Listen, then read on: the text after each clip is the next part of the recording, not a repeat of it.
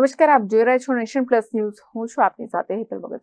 સુરતમાં પહેલીવાર ક્રાઇમ કોન્ફરન્સનું આયોજન કરવામાં આવ્યું છે, જેમાં ગૃહ રાજ્યમંત્રી હર્ષ સંઘવી તેમજ ગુજરાત પોલીસના વડા વિકાસ સહાયની અધ્યક્ષતામાં આ કોન્ફરન્સ રાખવામાં આવી છે.